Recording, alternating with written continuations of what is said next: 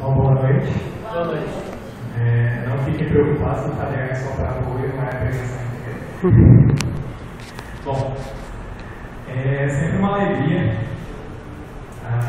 de falar sobre o amor de Deus e é sempre uma responsabilidade ir aqui na frente e estar trazendo a palavra para a igreja, para os nossos irmãos.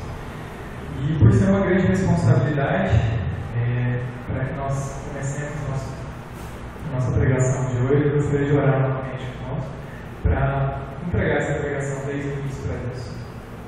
Oremos. Senhor Deus eterno Pai, muito obrigado por mais esse dia. Muito obrigado, Senhor, por cada pessoa que o Senhor trouxe aqui essa noite. Senhor, muito obrigado porque o Senhor colocou no meu coração uma mensagem.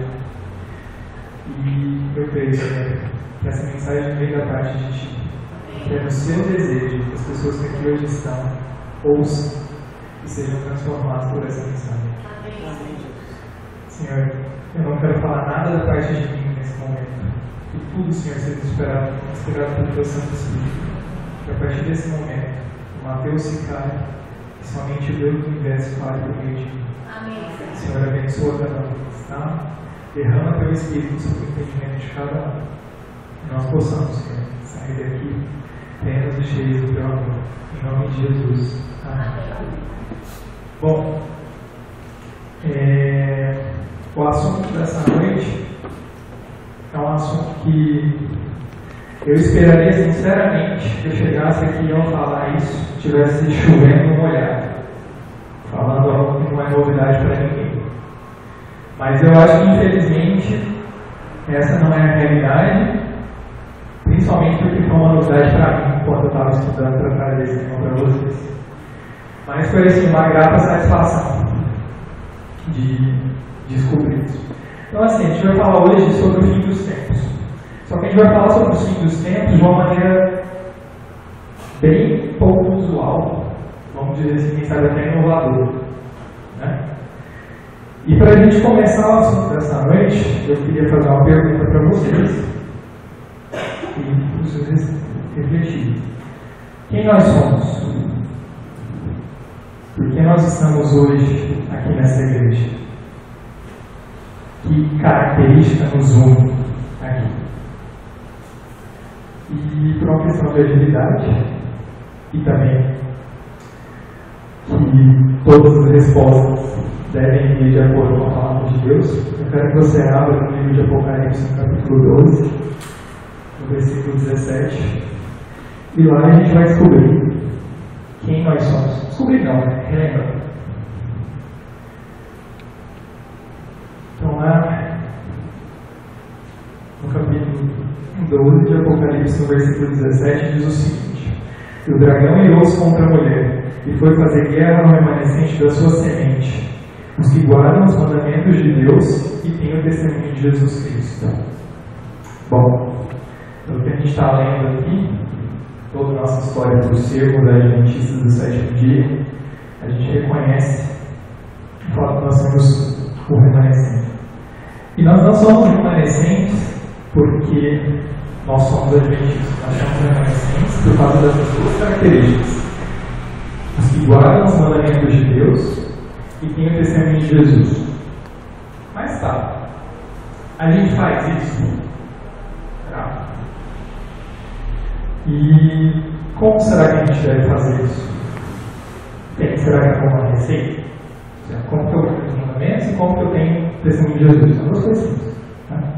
Parece simples. Então vamos lá. Jesus mesmo deu a receitinha de bolo para a gente. E para as duas coisas a gente encontra a resposta lá no Evangelho de João. Hoje a gente vai falar bastante do Evangelho de João. Então vamos lá. A primeira coisa, como nós podemos guardar os mandamentos? É o primeiro tópico. Então está lá em João, no capítulo 14, os versículos 15, 21 e 23, e bem diretamente no versículo 15. O versículo 15 não dá muitos rodeios. Então lá no versículo 15 a gente tem: Se me amais, guardai os meus mandamentos. Então, está aparecendo aqui que para eu guardar os mandamentos, eu tenho que amar Cristo. Mas vamos lá, tem mais 2 versículos aqui. Então, no versículo 21, a gente tem: aquele que tem os meus mandamentos e os guarda, esse é o que me ama. E aquele que me ama será amado do meu Pai, e eu amarei e manifestarei a ele. Então, parece que está realmente relacionado ao amor. Versículo 23. Jesus respondeu e disse: se alguém me ama, guardará minha palavra, e meu Pai o amará, e viremos para ele e faremos nele morar. Então, assim, por esses 3 versículos a gente consegue ver bem claro a ideia de que a gente só consegue guardar os mandamentos se a gente amar Cristo. Então, vamos ver. A receita da primeira parte de ser remanescente é amor. Vamos ver se a segunda parte escreve a mesma coisa? Então, vamos lá. No capítulo 13 de João, a página para trás, ou na mesma página, no versículo 34 e 35. Primeiro, no versículo 34, ele dá uma revisão do primeiro ponto. Jesus vai resumir todos os mandamentos num só, né? Acrescentando um novo mandamento. E no segundo, ele vai dar a resposta para a segunda parte de ser remanescente. Um novo mandamento vos dou, que vos ameis uns aos outros como eu vos amei a vós, e também vós uns aos outros vos ameis. E no versículo 35, nisso todos conhecerão que sois meus discípulos, se vos amardes uns aos outros. Então, como que a gente é reconhecido como discípulo de Jesus, como a gente testemunha de Jesus, por meio do nosso amor? Então, assim, basicamente a gente consegue resumir a nossa missão como remanescente em amor. Mas tá. Parece interessante, né? Sobre amor. Vamos ver mais um texto para ver o que Jesus está falando sobre isso, também no Evangelho de João, agora no capítulo 15, do 9 até o 12. Daí Jesus vai dizer o seguinte: como o Pai me amou, também eu vos amei a vós, permanecei no meu amor. Se guardares os meus mandamentos, permanecereis no meu amor, do mesmo modo que eu tenho guardado os mandamentos do meu Pai, e permaneço no seu amor. Tenho-vos dito isso, para que o meu gozo permaneça em vós, e o vosso gozo seja completo. O meu mandamento é este, que vos ameis uns aos outros, assim como eu vos amei. Então, novamente, Jesus batendo a ideia de ser discípulo dele e guardar os mandamentos relacionados com a amor. Em contrapartida, Jesus fala dos pseudo-seguidores dele, né, do pseudo-povo eleito, que na verdade eram aqueles judeus fariseus, e ele descreve em um texto de uma maneira bem interessante eles, falando daqueles que não têm o amor de Deus. Então, no próprio Evangelho de João, vamos até o capítulo 5, no versículo 42.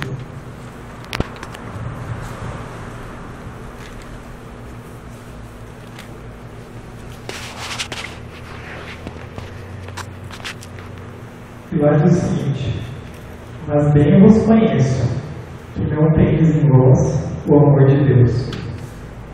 Então, nesse momento, esse contexto aqui do capítulo 5, Jesus está falando com alguns judeus, e esses judeus eles não reconhecem ele como o Messias, né, como o Salvador, e não aceitam Jesus. E justamente o reflexo disso é o que diz aqui no texto: não tendes em vós o amor de Deus. Então, a ausência do amor de Deus nos impede de reconhecer a Cristo.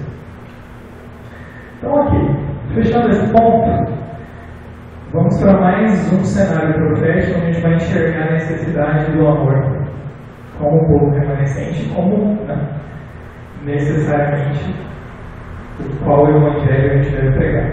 Então, vamos lá no capítulo profético dos Evangelhos, que é Mateus 24, que fala sobre uma série de eventos dos fins dos tempos. E a gente vai se concentrar em 3 versículos do capítulo 24, que dizem o seguinte. Mateus capítulo 24, os versículos 15, 13 e 14. Então, começando lá no versículo 12, diz o seguinte: e por se multiplicar a iniquidade, o amor de muitos se esfriará. Poxa, falando dos fins dos tempos, novamente, o amor está lá.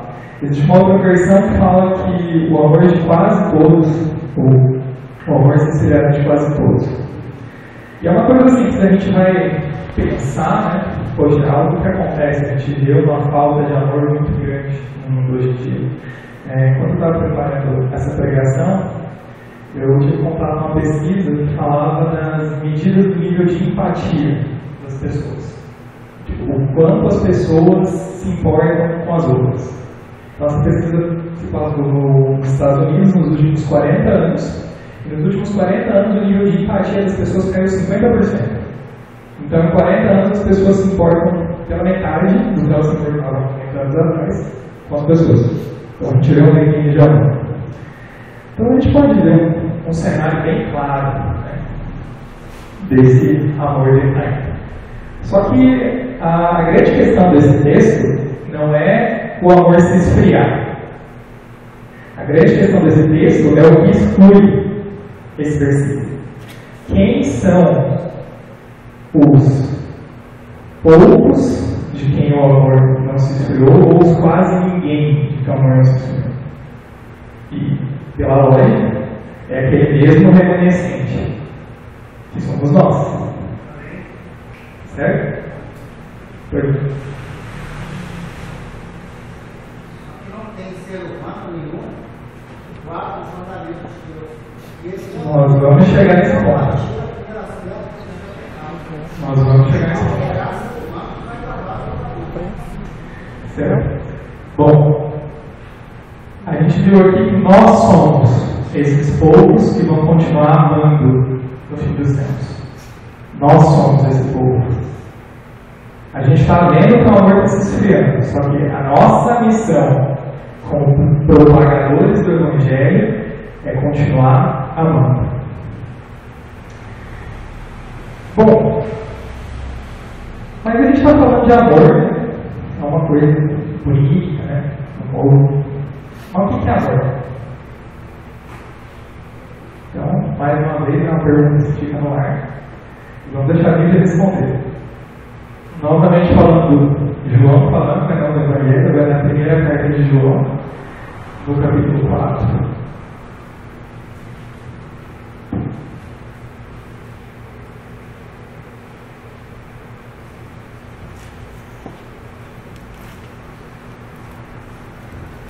Primeiro João capítulo 4, nos versos 8 e 16. Então lá no verso 8, a gente tem o seguinte: aquele que não ama, não conhece a Deus, porque Deus é amor. Então, Deus é amor. Para confirmar, vamos lá no versículo 16, certeza. E nós conhecemos e cremos no amor que Deus nos tem. Deus é amor. E quem está em amor, está em Deus, e Deus nele. Então, poxa, legal, né? A gente estava falando aqui que a nossa missão está relacionada com o amor, e Deus é amor. Então, a nossa missão está relacionada com Deus. Até agora, a gente não viu nenhum absurdo. Né? Então, tá. Eu estou tentando entender. Infelizmente, a gente não tem tempo para tratar de tudo que fala sobre a relação de amor e Evangelho, que está no capítulo 4 de 1 João. Mas eu deixo como sugestão aos irmãos que leiam o 1 João capítulo 4, do versículo 7 ao 21, caso calma. Tem assim uma relação excelente entre o que é o Evangelho e o que é a missão. Bom, mas a gente veio assim uma série de fatos e tal, e a gente descobriu que Deus é amor. Poxa, bacana, Deus é amor. Mas será que Deus é qualquer amor? Sabe, Deus é um amor que a gente está acostumado a falar? Será que Deus é um amor que que você tem pelo seu filho, ou você que namora tem pela sua namorada, ou, não sei, você tem pelo grande amigo. Será que é isso? Se a gente está conseguindo diferenciar, quem sabe, esses tipos de amor e talvez não encaixar Deus perfeitamente em nenhuma dessas definições, será que existe mais de um tipo de amor? É uma pergunta difícil. Na língua portuguesa, a gente tem uma única palavra para expressar amor, né? De maneira geral, em todas as línguas de origem latina e basicamente todas as línguas do tronco europeu são as línguas da Europa que basicamente dominam o mundo. Entretanto, muito sabiamente da parte de Deus, a língua em que o Novo Testamento foi escrito foi o grego. E, por algo da sabedoria divina, no grego eles diferenciam 7 tipos de amor diferentes. Existem 7 palavras diferentes para falar de amor. E a gente vai falar um pouquinho delas e vamos tentar chegar a uma conclusão de quem é Deus, né, nesse contexto de amor. Então vamos lá. Primeiro amor é o amor eros.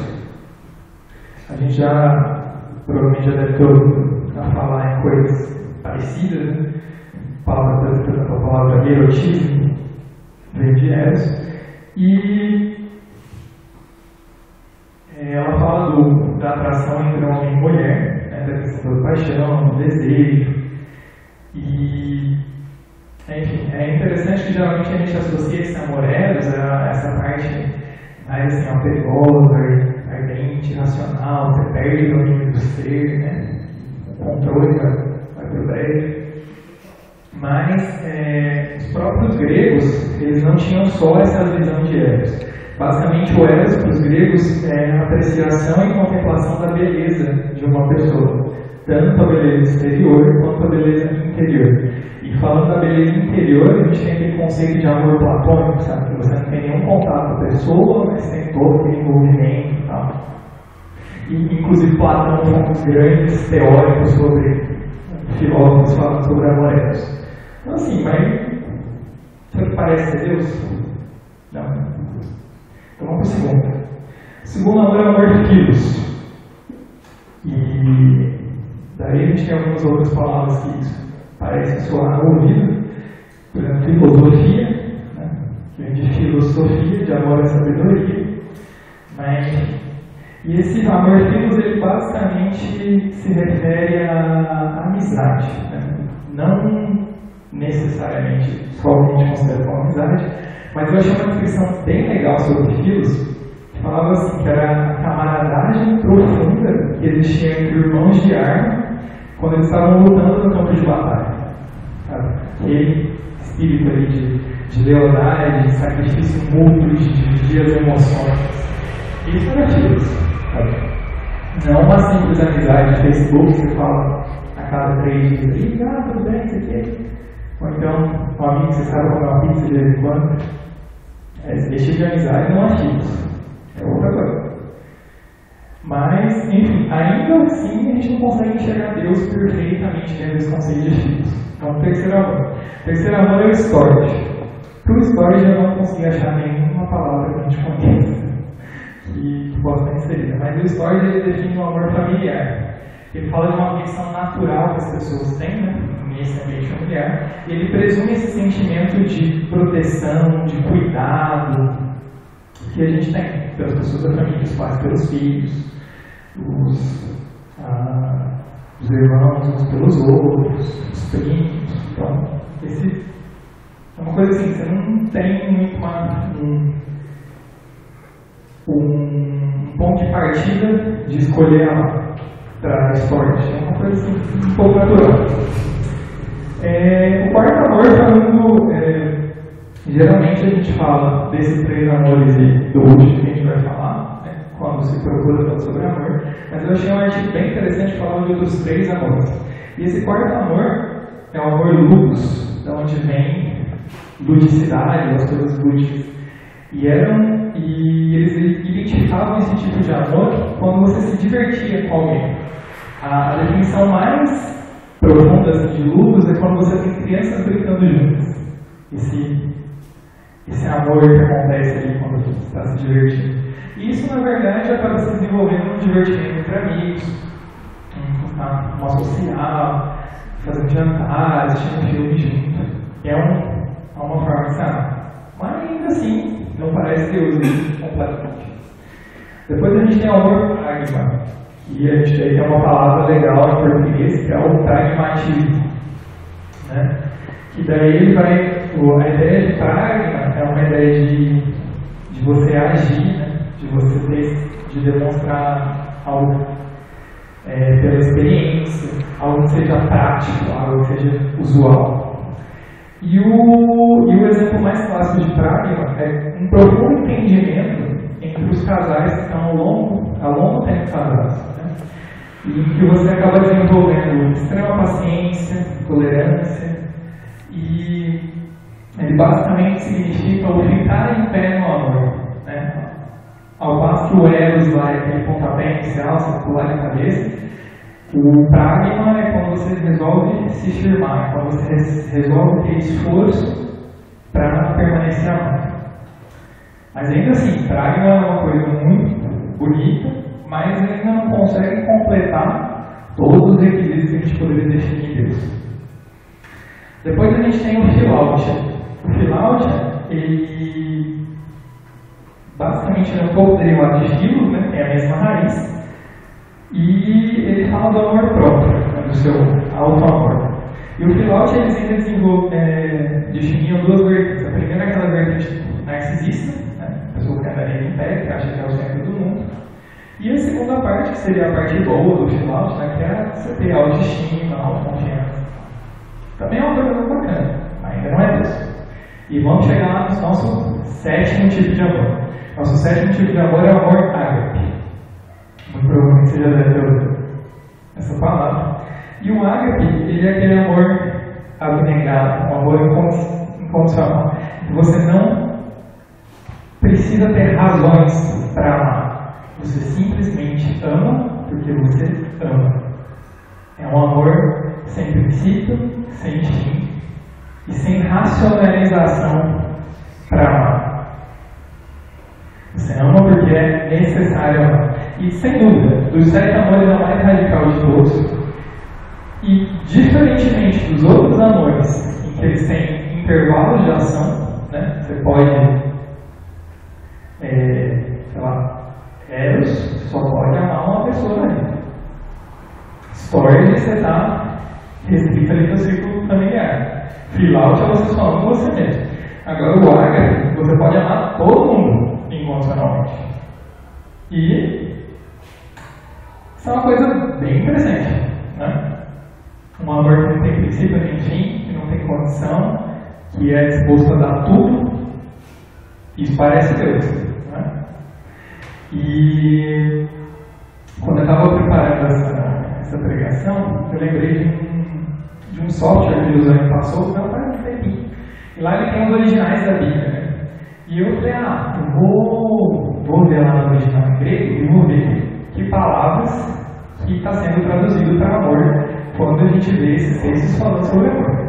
E lá, quando fala que Deus é amor, fala que Deus é ágape. Deus ama incondicionalmente.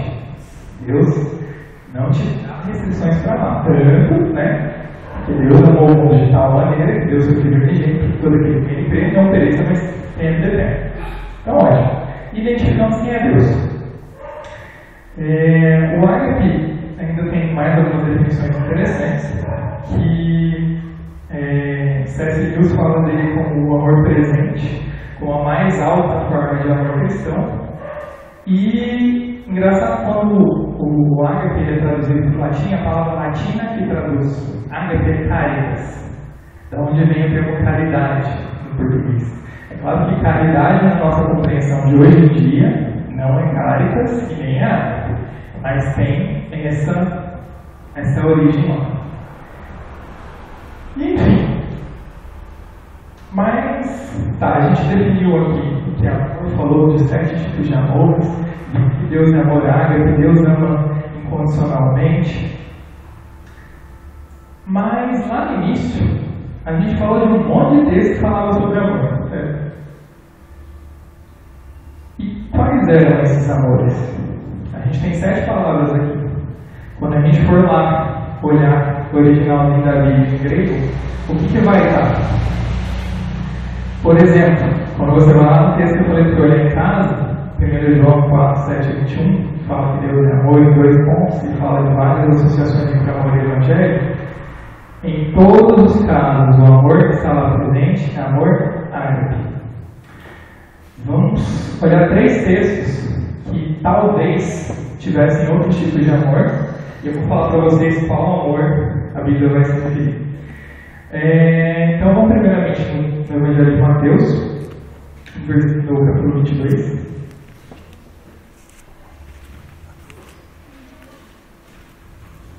Os versículos 37 e 39. Texto extremamente conhecido. Então vamos lá, a partir do versículo 37 do capítulo 22 de Mateus. Jesus disse: Amarás o Senhor teu Deus de todo o teu coração, de toda a tua alma, de todo o teu entendimento. Qual que é esse amarás aqui? Ágape. Até aí tem um problema, a gente tem que amar Deus incondicionalmente. Mas 38. Esse é o primeiro e grande mandamento. E o segundo, semelhante a este, é: amarás o teu próximo como a ti mesmo. E daí? O que fala aqui? Filos teu próximo como a ti mesmo? Estortes teu próximo como a ti mesmo? Não. É ágape teu próximo como a ti mesmo. E daí começam alguns problemas. Poxa, eu tenho que amar todo mundo incondicionalmente? Foi só um texto, né? Mas às vezes foi, sei lá, quando o Mateus está escrevendo isso, ele errou a palavra lá, vamos tentar outro texto. Vamos lá em Efésios 5, 25.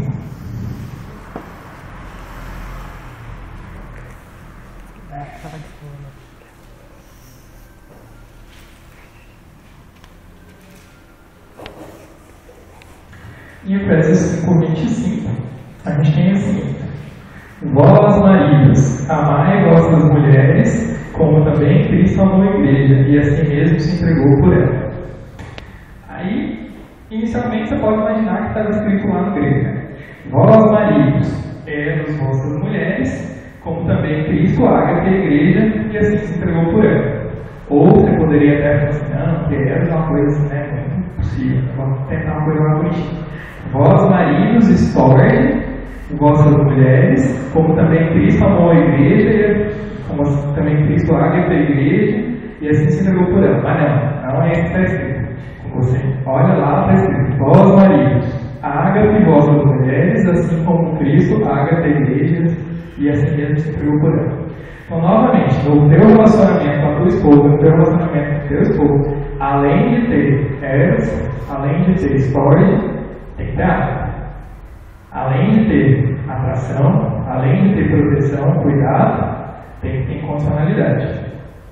Terceiro texto, 1 Pedro 22.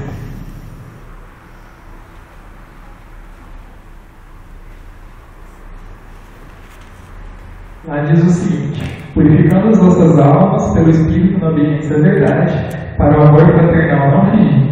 Amai ardentemente uns aos outros com o coração puro. Essa expressão amor fraternal é Filadélfia, que vem de filhos. Então, sei lá, então é para falar assim: não, aqui é filho, não é? Mas, logo na frente, quando fala amai-vos ardentemente uns aos outros com o coração puro, esse amai-vos é ágape. Então, quando você está amando o seu próximo, está amando as pessoas, seus amigos, você também tem que amar incondicionalmente. Bom, mas aí você pode falar: tá bonita aí a situação, né? Todo mundo ágape, mas tem 7 palavras aqui, em momento nenhum apareceu nenhuma das outras não ágape. Então você pode estar falando aí, só tem diferença, mas não tem outra palavra em lugar nenhum. Então, para a gente ter certeza disso, a gente volta lá em João e vai no capítulo 15, versículo 19. E João vai falar o seguinte: se vós fosseis do mundo, o mundo amaria o que era seu. Porque não sois do mundo, antes eu vos escolhi do mundo, por isso é que o mundo vos odeia. Então, a hora que está falando que o mundo odeia aqueles que não têm parte com Cristo, que o mundo ama os que não têm parte com Cristo, que são aqueles que são seus, a palavra aqui é filos, não é ágape. Outro exemplo, está em 1 Timóteo 6,10. Não vamos ler, mas lá quando fala do amor ao dinheiro, novamente, quando fala do amor ao dinheiro, é amor filos. Você não pode ter amor ágape, distorcido. Enfim, agora a grande questão é: se a gente deve ágape em todo mundo, para que raios Deus se deu o trabalho de colocar outras 6 formas de amor? Pode dificultar a minha vida. Então, obviamente não. Deus sabia muito bem que amar incondicionalmente é algo extremamente difícil. Algo que a maioria das pessoas não iriam conseguir, ou então conseguiriam só com bastante dificuldade. Para isso, Deus deixou esses outros tipos de amor como uma maneira de treino, para você entender o que é amor. Antes de você amar incondicionalmente, normalmente você vai ter uma forma de amor um pouco menos completa, mas que vai te dar a possibilidade de experimentar um pouquinho do que é o amor. E, enfim, para esses treinamentos, né, vamos dar uma passada rápida assim, de como a gente pode exercitar o nosso amor nessas várias formas de amor. Eu queria destacar em especial 2 formas de amor, e as outras eu quero passar bem rapidinho. Mas amor eros, a gente não tem muito o que falar, né? A gente só vai. Você tem que ter um amor pela pessoa que Deus preparou para você. É do plano de Deus que você tem atração por ela. Mas a eros não é só atração. Eros envolve essa admiração e contemplação dessa outra pessoa. Então procure focar nessa parte do eros. Outro amor que vamos passar rapidinho, o ludus. Procure se divertir com as pessoas. O Evangelho é um Evangelho de alegria. Então, rir faz parte do Evangelho. Estar junto com as pessoas em alegria, em comunhão, faz parte. Então, exercite isso. Prática. Tente fazer com que os seus relacionamentos se expressem em ação. Tente fazer com que o seu amor continue se exercitando e se tornando experiente. Filósofo, não precisa falar muito não, né? A gente tem que ter amor próprio, tem que ter a própria autoestima. Até porque nós fomos comprados por alto preço. Nós somos realmente de grande valor. Então a gente tem que ter esse amor próprio. E os 2 amores que eu quero frisar bem essa noite. Primeiro é o filos. Construa amizades verdadeiras. Ame verdadeiramente seus amigos. Tenha realmente esse sentimento de camaradagem, de sacrifício mútuo, de lealdade, de divisão das emoções. Normalmente, seu vizinho seu parente mais próximo vai ser seu amigo, quando você não estiver amigo. E é importante a gente desenvolver essas amizades verdadeiras. E uma coisa muito importante sobre o filos é que é o filos que vai ser o grande propiciador da obra do Evangelho. É por meio do desenvolvimento inicial de uma amizade sincera e verdadeira que você vai conseguir mostrar Cristo para a pessoa. Então, é um tipo de amor extremamente essencial que se desenvolva. E o outro amor que eu quero frisar essa noite com vocês é o amor esporte, que é o amor familiar. Esse é um amor que as pessoas têm deixado de lado, esquecido, deixando morrer durante os dias, na rotina. Pais e filhos, pais e mães, desculpe. Quantas vezes você, durante a semana, tem dito para o teu filho que você ama ele? Você tem abraçado o teu filho? Você tem dado um beijo no teu filho? Você tem falado para ele o quanto ele é importante para você e o quanto ele é importante para Deus?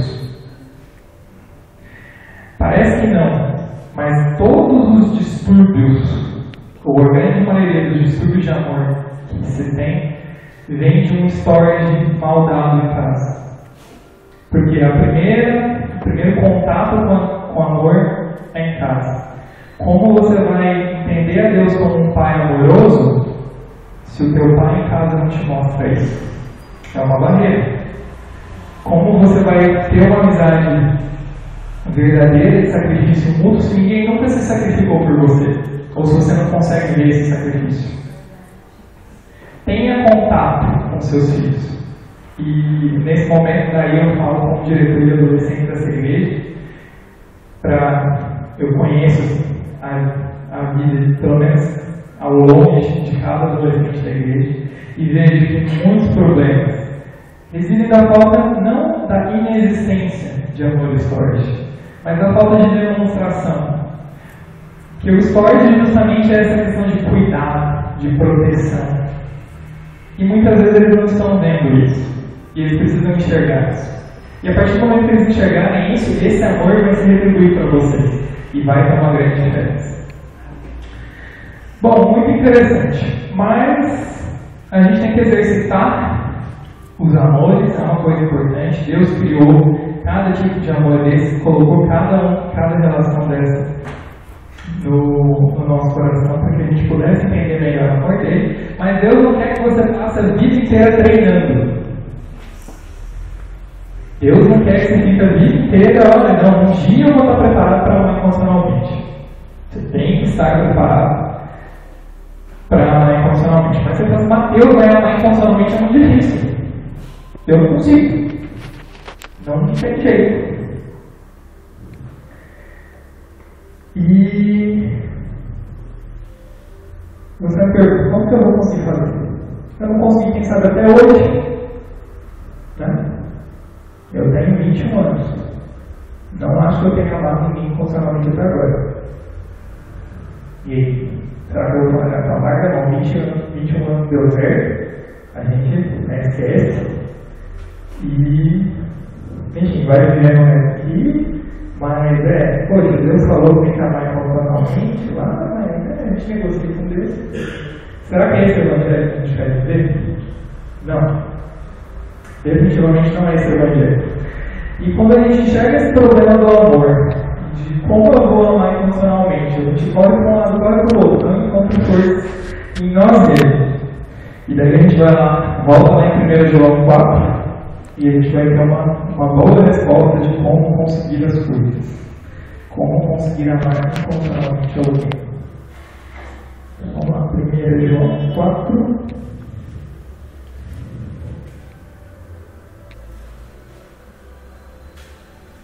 Agora no versículo 19.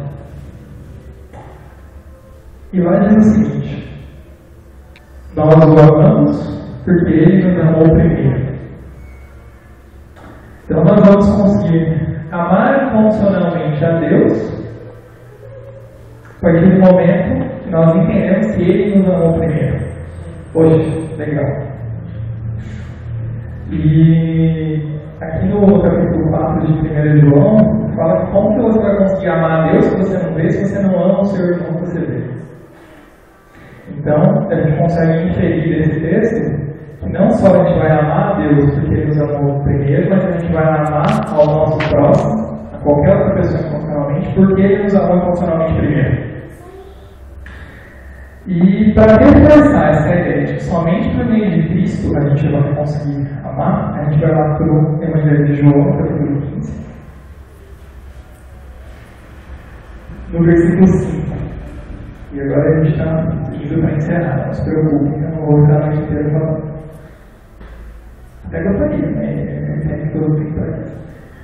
Então vamos lá. 1 João 15, o capítulo 5, vai dizer o seguinte: eu sou a videira, vós as varas. Quem está em mim e eu nele, esse dá muito fruto, porque sem mim nada podeis fazer. Então, novamente a gente vê que esse amor incondicional, ele só vai conseguir surgir a partir do nosso relacionamento com Cristo. E daí, eu deixo aberto para você. No meu sermão, não é para falar sobre metodologia de como você tem um relacionamento com Cristo.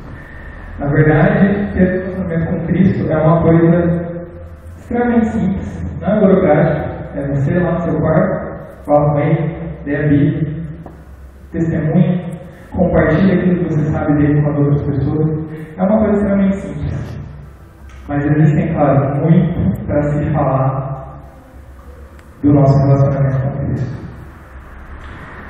E, indo para a parte final, eu queria deixar um pequeno apelo para cada um, que muitas vezes é difícil a gente enxergar esse amor incondicional, principalmente nosso amor incondicional com Cristo. Mesmo a gente passando bastante tempo com Ele, é difícil a gente transportar esse amor incondicional, tipo, eu e Cristo, tá, eu entendo que Cristo morreu por mim, então Cristo fez tudo que existia no universo, mais do que qualquer outra pessoa no mundo, no universo por mim. Então é meio natural que eu entenda como amar incondicionalmente Cristo. Existe uma razão bem sólida para amar incondicionalmente Cristo. Agora, como é que eu vou amar incondicionalmente meu inimigo? Quando a gente vai lá no texto, amar os nossos amigos lá na água também.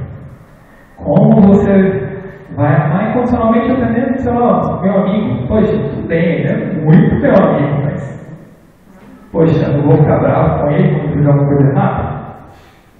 Difícil.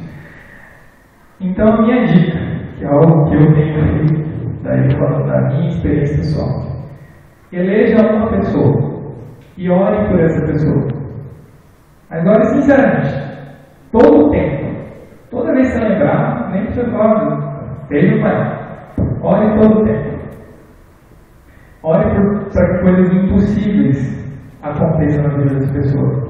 Poxa, eu tenho um amigo ateu que é assim, completamente impossível falar de Deus para ele. Ora para falar de Deus para ele.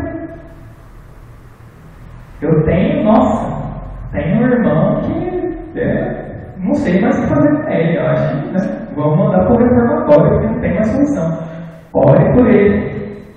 Se empenhe exaustivamente na oração. O meu filho já não sei mais o que eu faço. Está difícil, ele não me ouve mais, não para mais em casa. Ore por ele o tempo todo. Enfim, só que a gente não está falando simplesmente sobre amor. A gente está falando de todo o Evangelho. E a gente começou essa pregação, e na verdade falou durante todo o tempo, apesar de uma maneira não convencional, a gente falou sobre o fim dos tempos. E, enfim, Deus tinha um propósito ao estabelecer esse Evangelho, ao demonstrar esse amor, na noite de hoje, fazer com que você viesse aqui e entendesse mais sobre esse amor. E um dia Ele vai resolver, de uma vez por todos esses problemas. E, para terminar esse sermão, para ter essa esperança, da certeza de que esse Evangelho vai se completar, que aquela boa obra que começou lá com Jesus, com os discípulos, que escreveram tudo isso falando sobre amor. E para ter essa certeza absoluta de que esse amor vai durar toda a eternidade, eu queria ler para vocês o último parágrafo do livro Grande Conflito, da escritora Ellen White. E lá diz o seguinte, eu gosto muito desse parágrafo, e lá vai. O grande conflito terminou. Pecado e pecadores não mais existem.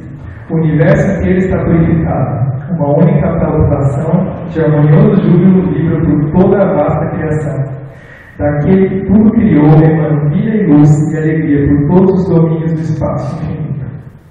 Desde o minúsculo átomo até o maior dos mundos, todas as coisas, animadas e inanimadas, em sua serena beleza e perfeito gozo, declara que Deus é amor. Então, gente, a gente não estava falando aqui de amor nessa noite simplesmente por falar que é uma coisa bonita, mas porque amor é a verdade presente, desde a eternidade até a eternidade. E passado tudo nessa terra, a gente vai passar o resto da eternidade aprendendo sobre o amor de Deus.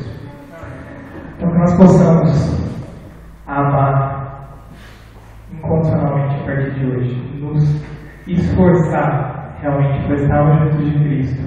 E esse amor de Cristo, que vai transbordar o nosso ser seja tão grande, mas tão grande, que não exista outra opção dentro do meu ser a não ser amar incondicionalmente as outras pessoas. Que Deus nos abençoe.